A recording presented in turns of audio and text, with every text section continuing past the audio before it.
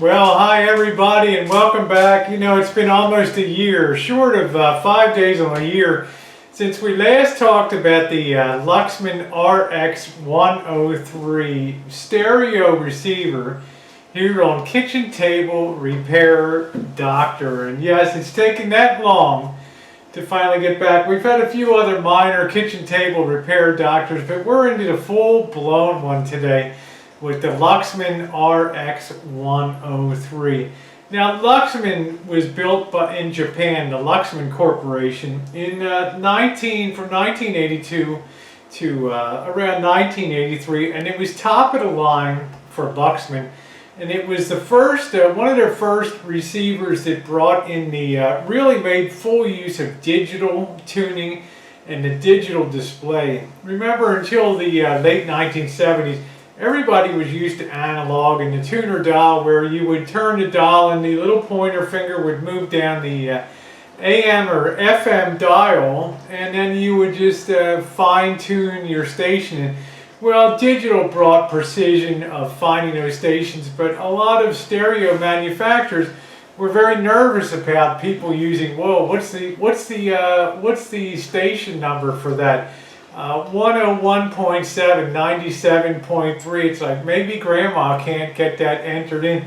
So what they did was put a analog or a tuner dial one on it, and at the same time they'd have a digital kind of readout, just to sort of bridge the gap.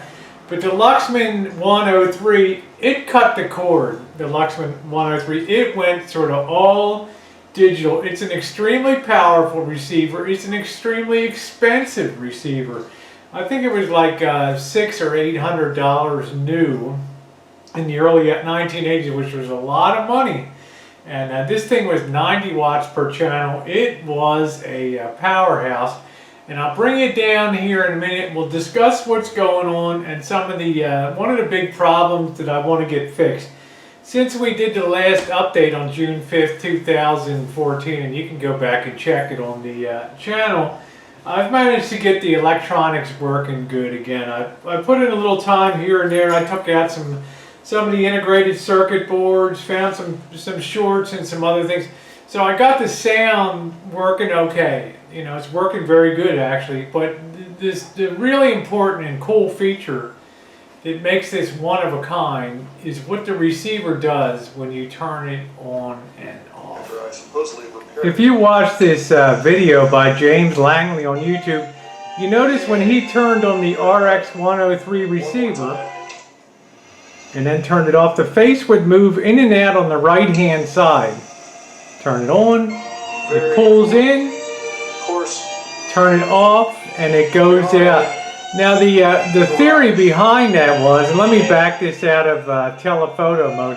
The theory behind that was that if you had certain stereo settings and you enjoyed having the settings like the tone, the bass, the treble, and the things like that, you did not want people messing with your settings. So the theory was, well, it'll make it kids proof. Kids won't go up there and turn the knobs and all that kind of crap. Well, you know, I know it was Star Wars stuff. It was corporations going crazy, trying to be high-tech, gizmo and all that. But the other thing about cool about the Luxman, and we'll see at the end here, is it's got the very cubic design with the plexiglass. And a lot of people are just fascinated by this, and it's wonderful when they light up. And you know, it was really a popular receiver, and it was totally top of the line because it was extremely powerful at 90 watts per channel. Problem was, a lot of these knobs and things would come off over time, and kids would pry off the cubes because they look good and they use them like Legos and things like that. So I happen to have a unit here that is an absolutely wonderful shape. So, you know, I'll take you inside the board now. This is the main thing we want to get fixed today, is that mechanism, so we can try to get that to move and make it a much more valuable product. So, you know, we got a shot to do that, but what we have to do, it entails getting in here behind, in this area, where all that mechanism is, so we have to do a lot of disassembly here.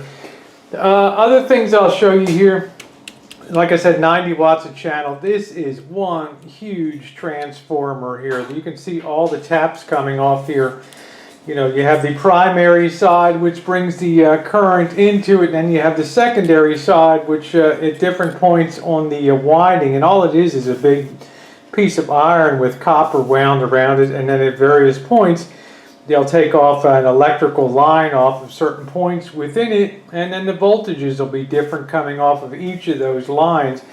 But it is massive. It probably represents about 50 to 60% of the weight of the unit.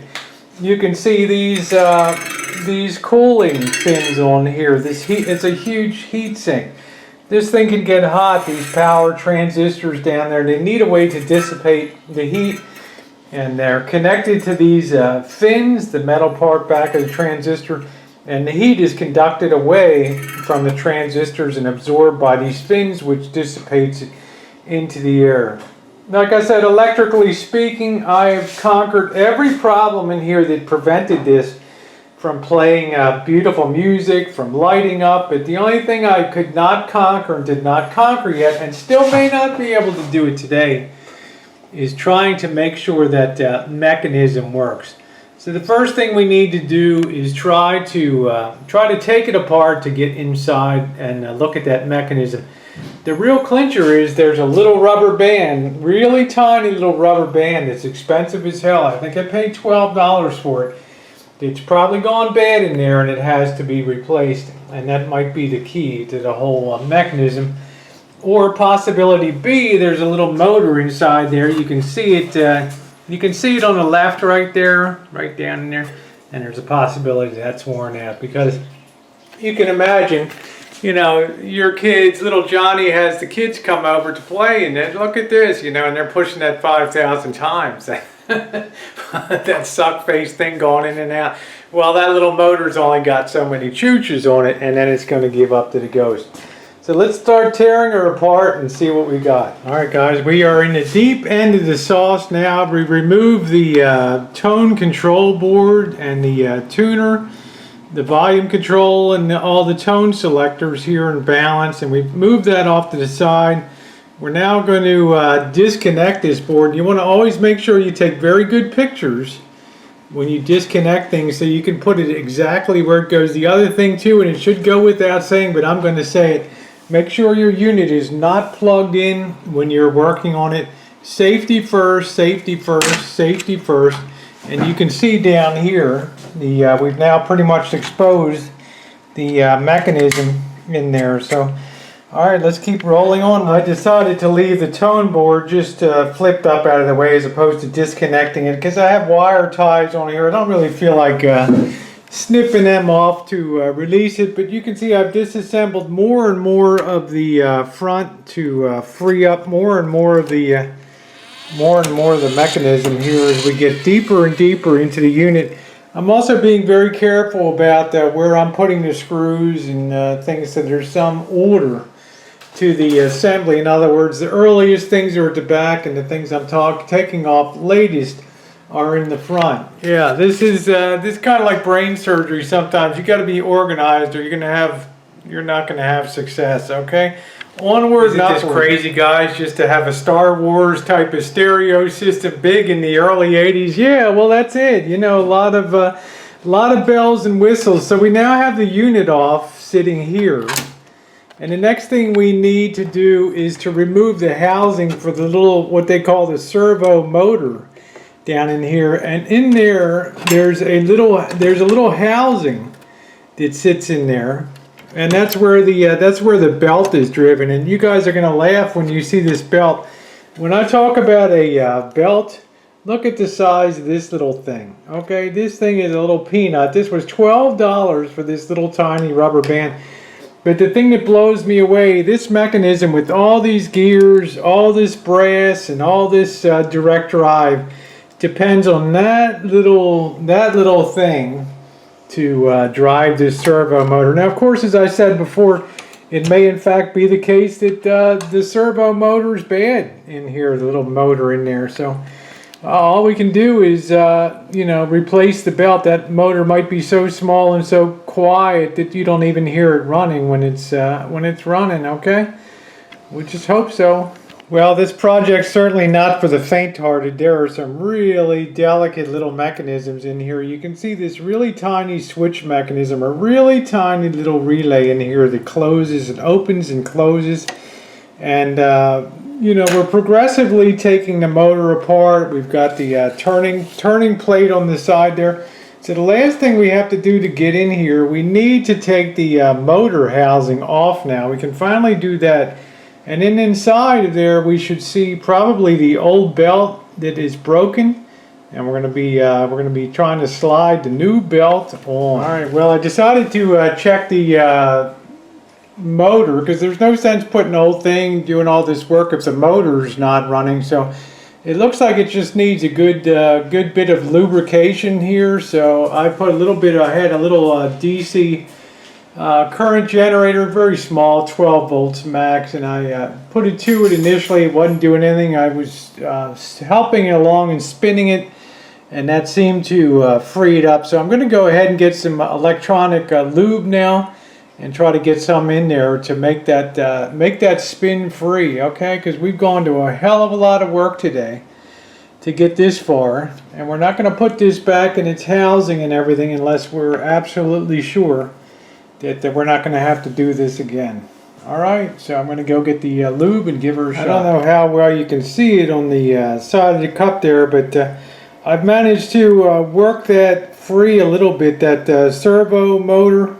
And I'm only chooching in about 3 volts on that to get that spinning good. I'm trying to give it some drive time, and I gave it some real good lubrication. Don't use WD-40. You need to use a electronic contact specifically made, or you will destroy it. Right. So this is the good stuff here. So I'm gonna just let that, see if I can just let that burn in a little bit, and let some of that lubricant and cleaner work on those contacts. It's one thing to have the motor spinning when you give it a helping hand, but I can't be inside of the motor housing there when the unit's running to stick my hand in there and get her running. So I had to make sure when the power comes to it, that she runs, so I can feel her and see that she's running good now when the power is gone to her. I think that lubricating really helped a lot. It's just very difficult to see this wheel spin because it's so tiny, but I can definitely hear the motor, and I can feel that little thing turning like crazy there. So alright, I'm going to let it burn in a few more minutes, and then we're going to go on to reassembly here. Kind of hard to see it, but I've got the belt connected to the outer gear now, and she's spinning. My concern is on this that it's got to be able to start.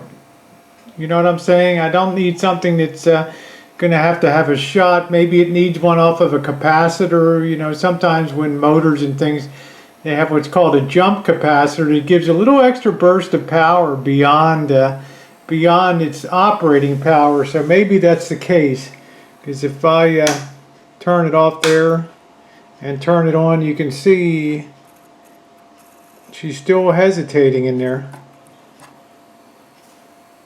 You know, and still taking a hand. So I'm hoping to go a little more and continue to do some more burning, trying to hold it in different directions, hoping that lubricant gets down in there. I don't want to have to take the motor apart because, you know, it's got brushes in there, and trying to get them back in, forget about it. See, it just stopped again. So I just gotta let it keep working. All right, we'll check back.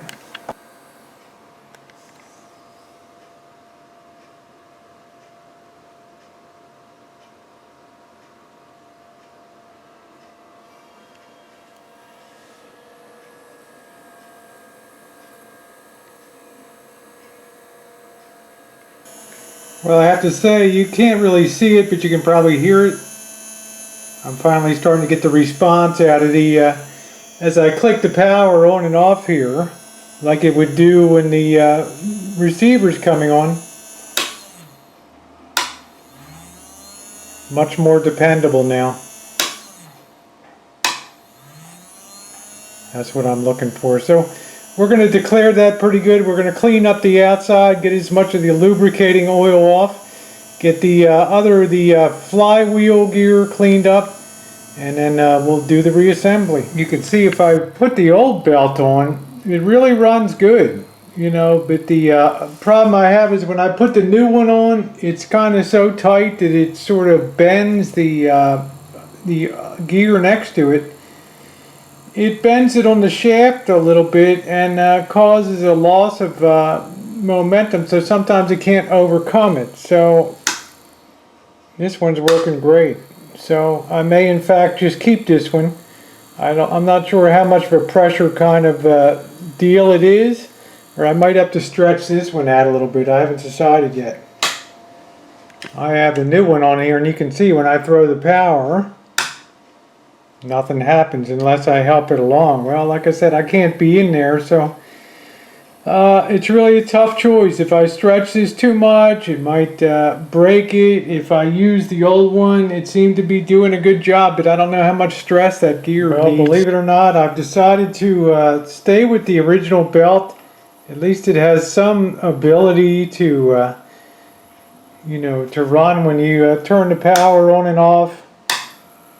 I don't believe it'll jump the track in there.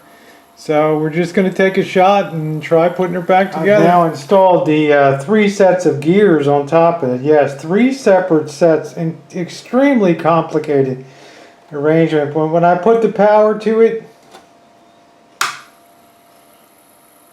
it still has plenty of ability to pull that long. So we'll keep moving forward. Well, I think the only hope is the old belt is just too loose to drive anything now. So my only hope is that the current, that the little bit of voltage that I'm giving it right now is nothing compared to the jolt that this motor gets when it's the on signal's given. Besides a big capacitance surge, I have to think that the voltage is higher than about 3 volts in there. So. Well, you just got to take it on faith and put it together. You know, we did everything humanly possible on our part to make sure that everything would shoot here. So, you know, the rest is up to that. The motor seems to be free now. We've done that. We've been able to do that. So, you know, I just have to hope that the secret is in the voltage that gets jolted to that motor. All right, guys, never let them see you sweat. Right, we're in our 3rd hour here rolling along and finally getting the servo mechanism put together. My confidence level is super low in it. The only good thing is I sat the tone board there on a piece of paper so I wouldn't short out. But I wanted to, you can see I'm getting at least a little action when I turn on and off the thing. I think I just have an alignment problem in here now that I'll try to fix. I probably have to put this thing in a more, change the position on this thing. It's kind of hard to say, but this is a cam. And well, I'll show you when we get it open again. Alright, well, we got it pretty much back together. A couple more screws, but going to be wrapping it up because, like I said, you know, the important thing is the fidelity, and that's been all good. But this is not a receiver that I plan on keeping. As a matter of fact, I have a guy that's very interested in buying it, so I'm going to give him a contact call this evening. But you can see as the unit is on, the face retracts here, and then when you go to turn it off, it comes back out. The problem is when you put it on, it takes several cycles to retract and go back there. So it's probably a small switch or something that's gone bad, a reversing switch. So, well, it's going to do it for me. You know, it was a fun project, but I'll tell you what, guys, it was a lot of mechanics. We got the little motor that was seized up. We got that going again. That's a good thing. We got the gears all lubricated, so you know, he'll be able to spend some time on it. He gets a good deal. I paid about 30 bucks for it, and he's going to probably give me 150. It'll save me all the shipping and everything. So I'm kind of excited about that. Makes room for some of the stuff that I really want, because this thing has been around for a couple years. Well, guys, it's been a fun but extremely challenging kitchen table repair, Doctor. So they're not all going to be mechanically involved like this one was, but it was kind of exciting to tear it down and get in there and see what made it tick. And I was surprised the motor. I'm glad I put that new belt on, because it really was strong enough to drive that. So. Alright guys, thanks so much for being here as we kind of undickered the servo face mechanism on the Luxman RX-103.